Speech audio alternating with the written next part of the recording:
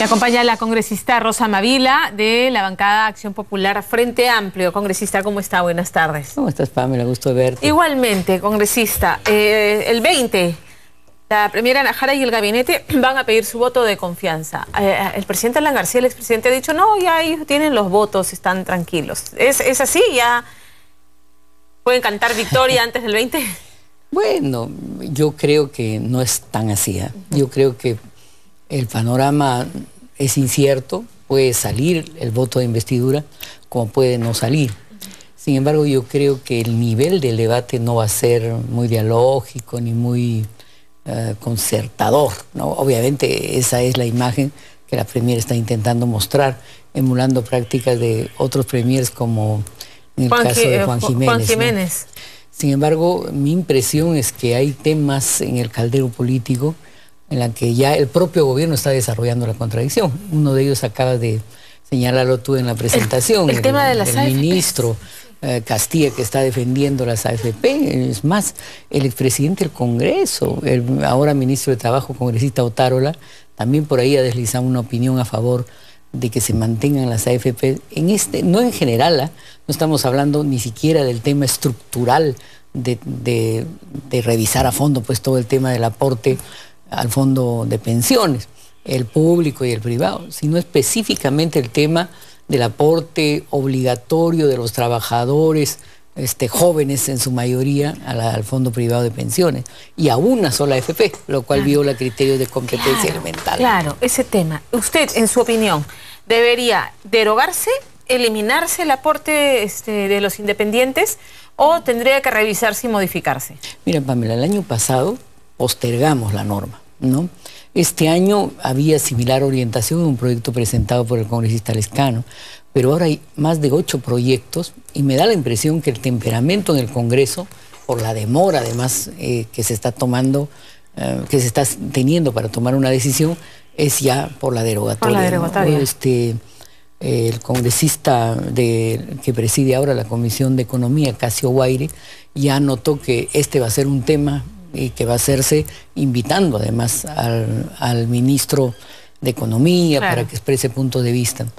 Yo creo que, Pamela, no es solo un tema en las AFP, o sea, no está siendo visibilizado, pero por ejemplo en el tema de la salud, que ahora es uno de los pivotes, se asume por el gobierno, hasta dentro de 2 años que va a haber el recambio con otro gobierno en el país, siendo que la salud es un tema estratégico para el actual gobierno, no está claro, por ejemplo, a nivel de medios de opinión, en el debate público, que hay todo un proceso de privatización.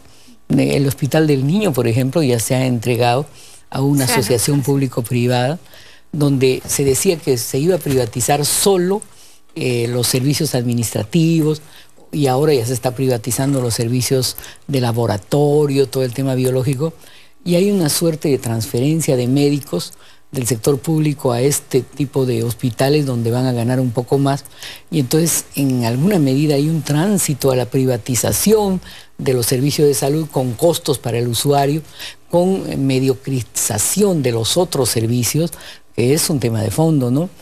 Manuel Dahmer anotaba en mi bancada que también está cocinándose la privatización de la electricidad, que es un servicio pues de todos los peruanos, o hasta la del Banco de la Nación. Por eso yo decía ahora que de repente ya no estamos planteando el paradigma de peruanizar al Perú, sino de privatizar al Perú, poniendo por delante intereses privados, ¿no? Este 20 serán para Ana Jara y el gabinete. El tema de las AFPs, que la oposición, hay consenso en la oposición. Hay mayoría, hay mayoría, no solo en la oposición, me atrevería, hasta en el oficialismo, hay, creo, un espíritu orientado a modificar. ¿El tema tiene que derogarse o modificarse? Porque son dos cosas diferentes, derogarse o modificarse. Bueno, ahora me parece que hay una hegemonía de que debe derogarse esa ley en específico, no todo el sistema. No, claro, el tema del aporte, de los aportes a los independientes. Ahora me parece que hay mayoría en que debe derogarse. Es más, la ministra Ana Jara, en la reunión que tuvo con mi bancada, dijo que el espíritu gubernamental no es a defender a ultranza la ley, que lo que van a hacer es auspiciar el debate sobre la ley y que lo que aprobara el Congreso no lo observaría el Ejecutivo.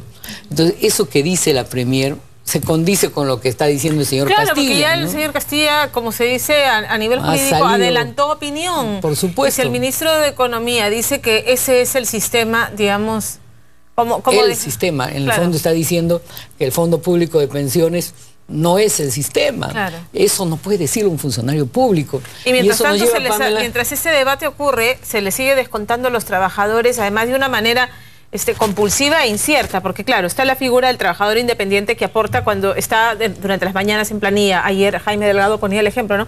Es profesor en una escuela y pasa sus recibos por ese. Pero luego a la tarde tiene unos cachuelitos y también emite sus recibos. Ahí también se le va a descontar. Entonces, o los trabajadores que no tienen permanentemente trabajo, ¿no es cierto? Que tienen un día sí, un día no, una semana mucho trabajo, otras semanas no, pero va compensando sus ingresos de esa manera. Claro, además hay el principio pues de libre determinación, de autonomía de la voluntad en una democracia. Si yo soy un trabajador independiente, por último tengo derecho a yo, por mis propios medios, como dice Vitocho, aportar directamente a la banca, claro, y no hacer que por la tercerización de las AFP me descuenten toda una cantidad que lo que a quien le da utilidades es a las AFP. Claro. En cambio, si yo invierto de frente a la banca, de repente puedo cobrar más intereses y tener un acceso más directo a mi patrimonio. Entonces, ¿no? Ese es un tema, AFPs. El otro tema que está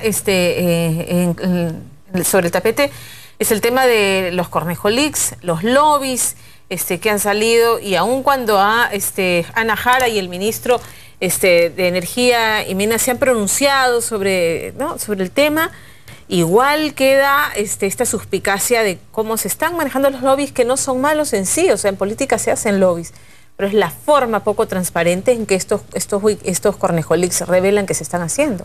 Pamela, en el país somos, creo, el país de América Latina que en materia de normatividad en lobbies somos el paradigma. El tema es que la ley no se cumple, pues. Hay 25 inscritos como lobistas, entre ellas la señora Juliana Reimer de las Pymes, que se queja de que a veces tiene reuniones formales con congresistas que no le quieren firmar el acta, que ella tiene que informar a la SUNARP de que ha hecho esa gestión de intereses. Y el tema de fondo es que la gestión de intereses en nuestro país institucionalizadamente es ilícita, pues, o sea, no es transparente. Claro. Mira, ¿y por qué? Hay problemas de un lado en la ley. La ley dice que solo puede ser lobista un independiente y no una empresa o un estudio de abogados. Es conocido, Pamela, que hay estudios de abogados que se dedican estrictamente a hacer lobby. Y entonces, ¿por qué no hacerlo legal como en Estados Unidos? ¿Por qué no hacerlo transparente? ¿Por qué hacerlo por lo bajo?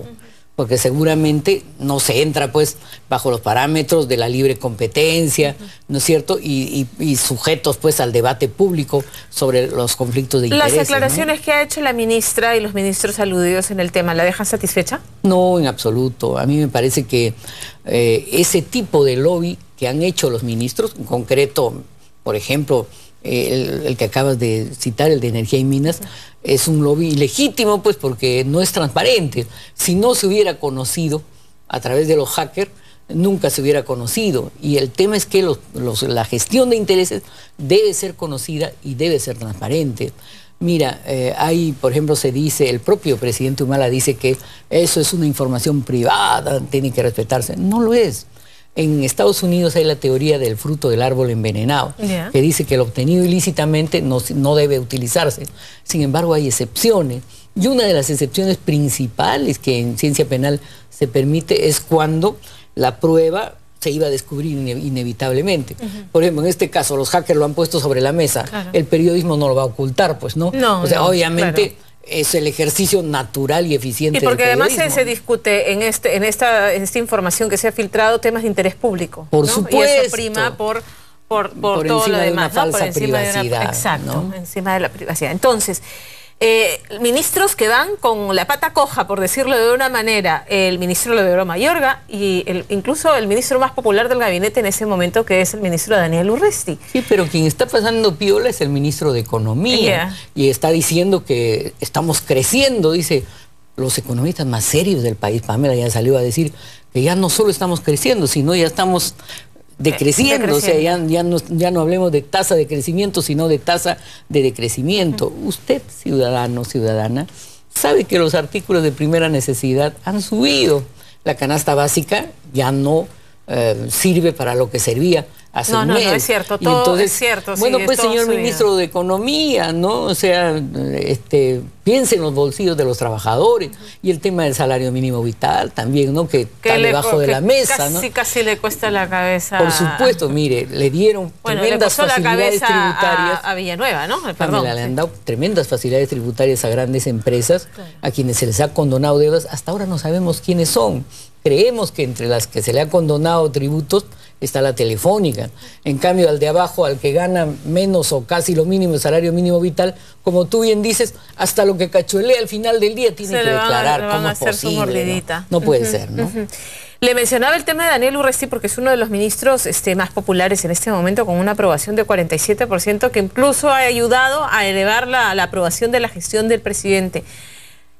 Pero tiene este tema con el caso del asesinato del periodista Bustillos. Él ha negado de todas las formas que él tenga algo que ver, pero sin embargo no opinaron así el fiscal que el juez que vieron en su momento el caso, que incluso disponen que se abra investigación y determinan que se le tiene que juzgar y procesar por un delito tan grave como el de asesinato, ¿no? Debería él, o sea, me parece que hay un conflicto ahí, un ministro